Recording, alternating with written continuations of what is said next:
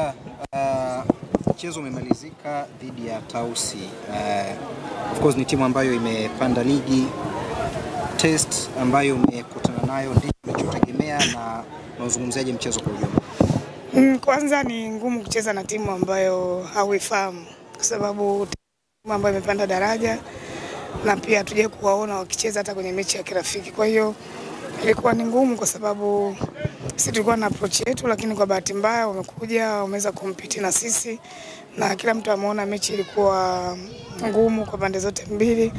Naweza kusema tu kwamba kwa dakika ambazo tumepata goli la ushindi nafikiri bahati ilikuwa upande wetu, lakini kwangu mimi naona mechi ilikuwa imebalance kwa maana sisi tumecheza vile ambavyo tumeweza kucheza vizuri, the same kwa Tausi. Kwa hiyo niwapongeze, wana timu nzuri na wamepanda daraja, wamejipanga, kwa hiyo wanaweza kufanya kitu kizuri. Moja kati ya timu zinazosifika kwa defense nzuri ni pamoja na timu yako, lakini leo mabao mawili yameruhusu kwenye nyavu zenu. Kipi ambacho umeondoka nacho hasa? Nafikiri hata ukiangalia magoli ambayo tumefungwa alikuwa ni makosa binafsi, lakini mimi bado naendelea kufanya kazi kwenye timu kama timu na sio eneo la defense pekee yake, kwa sababu pia hata kwenye eneo la ushambuliaji tumetengeneza nafasi ambazo tumeshindwa kuzitumia. Kwa hiyo nafikiri hii ni wake up call kwetu sisi kuona ni namna gani tunarudi kwenye kiwanja cha mazoezi kuhakikisha kwamba tunapunguza yale makosa ambayo yanatokea kwenye mechi, kwa sababu kusema kuyamaliza ni ngumu kumaliza makosa kwenye mchezo, lakini niwapongeza wachezaji, wamepambana mpaka mwisho kuhakikisha kwamba timu inapata ushindi. Nashukuru Mungu najipanga kwa ajili ya mechi ijayo. Umeridhishwa na energy ya wachezaji kwa dakika zote 90? Kwa kiasi fulani nimeridhika, lakini watu wanasahau kwamba leo tulikuwa tuko away. Tumecheza KMC lakini tuko away. Kwa hiyo haiwezi kuwa mechi nyepesi. Sisi tunahesabu kwamba tumeshinda ugenini na goli 3 sio chache, na kikubwa ni kwamba tulikuwa tumeweka mipango yetu na malengo kwamba tusipoteze mechi. Japo tulikuwa tunacheza kwenye uwanja wa KMC ambao mara nyingi tunatumia kama uwanja wetu nyumbani, lakini leo tulikuwa tuko away.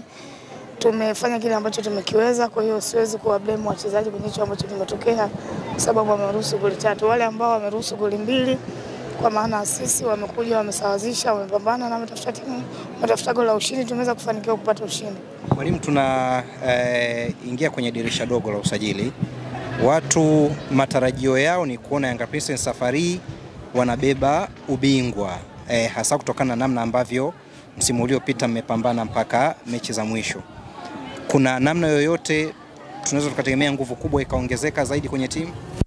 Nafikiri kila mwalimu anapenda kuona timu yake inafanya vizuri, na sisi ndio matarajio yetu kuona kwamba tunapaswa sasa kuwa tunacheza vizuri na tunapata matokeo ya ushindi. Dirisha dogo litakuwepo na tutaongeza baadhi ya wachezaji, lakini kusajili wachezaji peke yake haiwezi kusaidia kwamba timu kupata matokeo. Cha muhimu ni kufanya zoezi kuhakikisha kwamba tunatengeneza timu imara. Bado tunaendelea kujenga timu, lakini bado tunashindana. Kwa hiyo watu wawe na subira na watupe support kuhakikisha kwamba tunatimiza malengo. Haiwezi kuwa rahisi kwa sababu Yanga Princess ndio timu ambayo inacheza kwenye pressure kubwa kwa sababu inatamani mafanikio. Kwa hiyo tuende kwa pamoja, watu support kuhakikisha kwamba tunatimiza malengo ya timu.